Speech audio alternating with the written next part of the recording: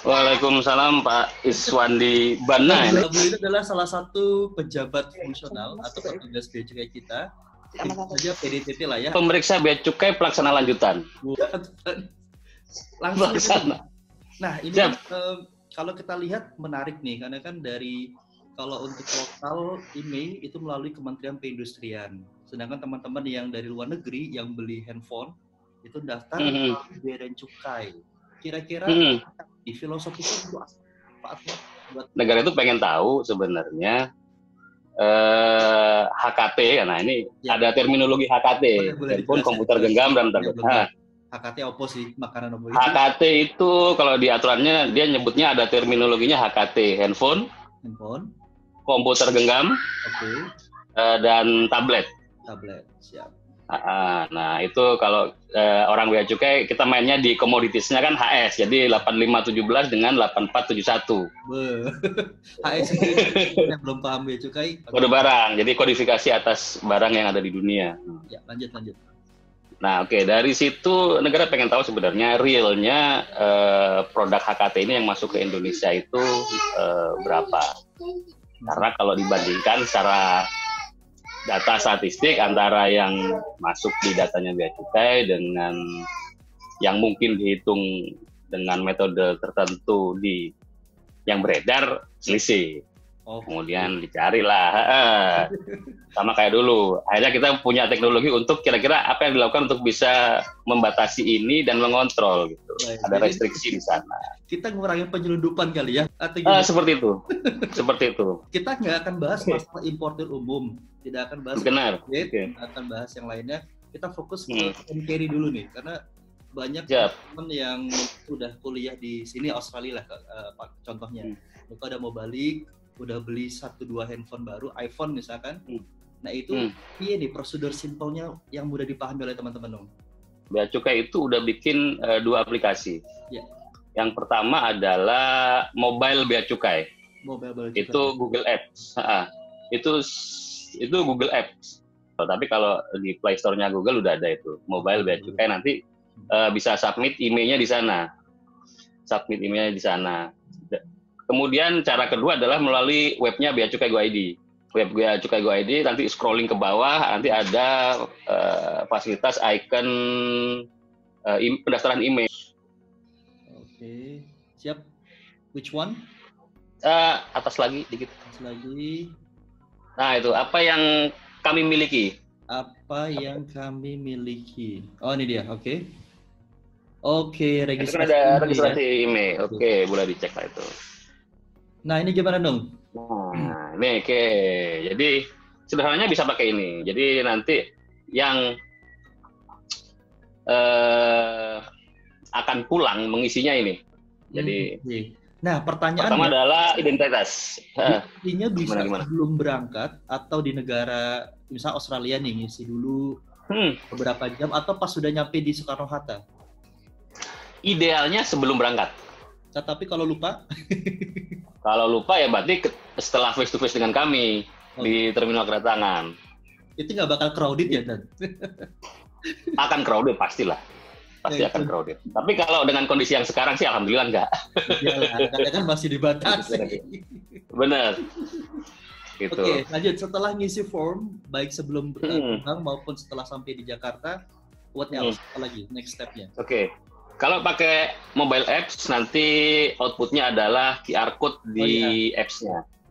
Nah, kalau dia pakai web gini, web app seperti ini, dia akan dapat email. Nah, di emailnya akan ada QR code-nya juga. Oke. Gitu. Nah, dari email tadi, nanti email itu disubmit ke petugas tetap. Oke. Disubmit ke petugas kami yang di terminal kedatangan. Di terminal kedatangan, dari apps tadi, kita akan aktivasi. Oke. Nah, kalau boleh tahu, di Suta itu ada pos sendiri untuk pendaftaran email atau gabung dengan pemeriksaan barang-barang penumpang lainnya dong? Gabung lah sebenarnya, nggak ada belum ada perkembangan sampai ke sana. Kita kan karena masih akan assess seberapa butuh sih nanti kita nanti butuh misalkan counter tersendiri atau gimana. Jadi sebenarnya ini juga punya efek memudahkan buat petugas. Intinya kita nggak perlu lagi berdebat dengan orang. Ini memudahkan teman-teman pemeriksa sebenarnya di terminal kedatangan. Kenapa? Kalau dulu memudahkan. Gimana? Ini gue menyinggung orang nanti kayaknya, tapi nggak apa-apa lah. Gimana? Jadi orang Indonesia itu dia akan dengan sangat mudah untuk berbelanja di luar negeri, tapi begitu balik dan dimintain untuk bayar pajak itu dia merasa tersinggung, bro. Gitu.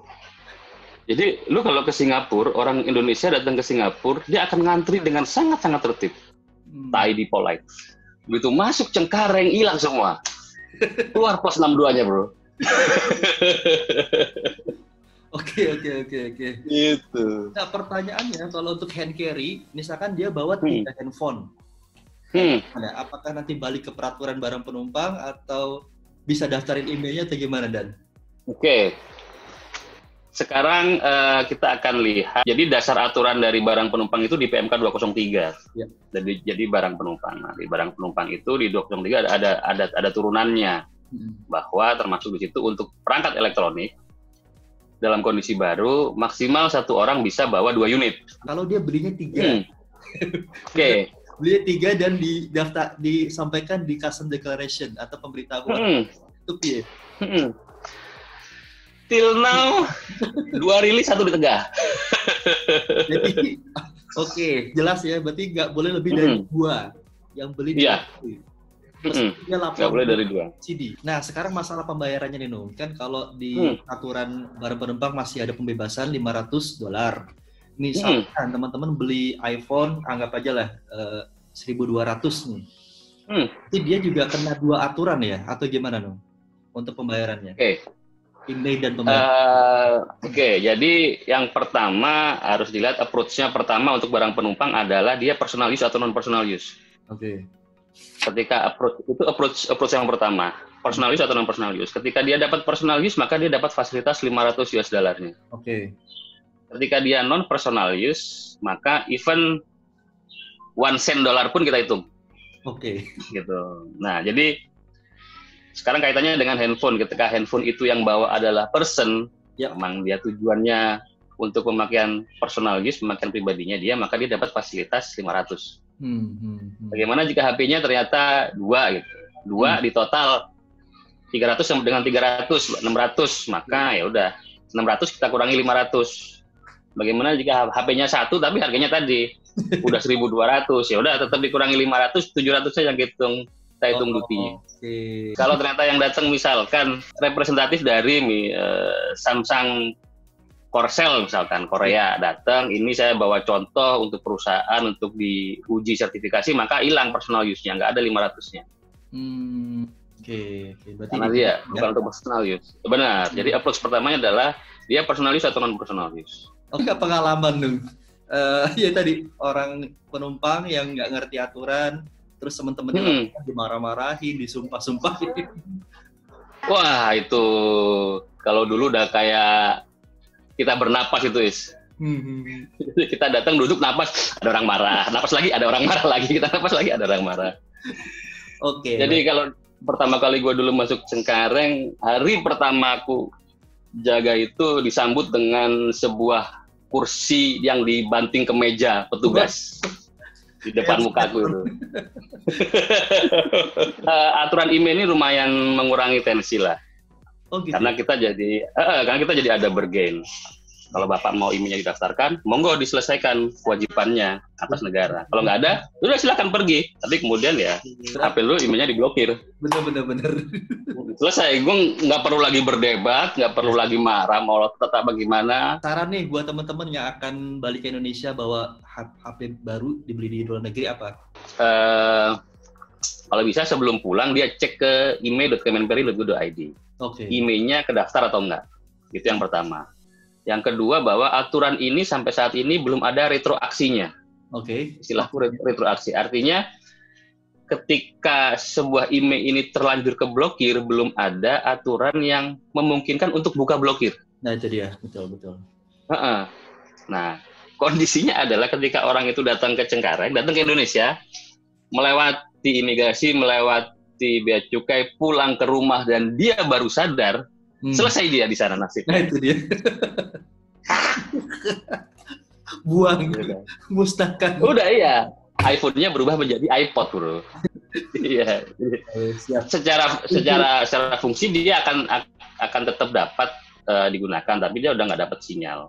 Yang pertama, jadi beware ketika dia datang. Kalau misalkan memang nggak tahu how to do-nya, nggak tahu apa yang harus dilakukannya, cari petugas, tanyain, cek emailnya, gitu. Apakah ini perlu bayar atau hanya cukup didaftarkan. Terima kasih dan Virul. Ini salah satu Pak Iswandibana yang congrats. Iswandibana PhD akan. Good luck buat dan Virul. Semoga lancar ibadah. Terima kasih Pak Iswandi. Assalamualaikum ya. Waalaikumsalam warahmatullahi wabarakatuh.